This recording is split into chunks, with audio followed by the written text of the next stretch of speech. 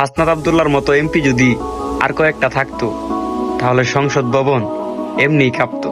তারা নিজের বাস নিজের পিছন দিয়া এমনি লয়। ভিডিওটা দেখেন। সংবিধানকে ছুঁড়ে ফেলে দাও। সংবিধানকে ছুঁড়ে ফেলবো কেন? সংবিধানকে মনে করায় দেয় যেটা ৭১-এর পরাজয়ের দলিল। আমি সংবিধান কেন ছুঁড়ে ফেলে দেবো? এই সংবিধান দিলে গাত্রদাহ কেন হবে? এত গায়ে লাগবে কেন? রুকো যারা, সবার করো। উনি যখন বললেন যে সংবিধান যারা ছুঁড়ে ফেলতে চায় তাদেরকে স্বাধীনতা বিরোধীর সাথে উনি অ্যালাইন করলেন, ত্যাগ করলেন মাননীয় স্পিকার। এবং তখন ট্রেজারি বেঞ্চের সম্মানিত মাননীয় মন্ত্রী যারা ছিলেন তারা সেটাকে টেবিল চাপড়িয়ে সেটাকে সমর্থন দিলেন।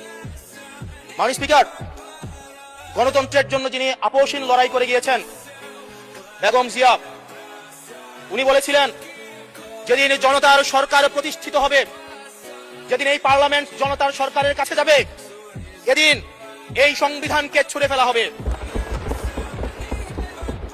এই সংবিধানকে যেই দিন জনগণের সরকার আসবে সেই দিন এই সংবিধানকে ছুঁড়ে ফেলে দেওয়া হবে।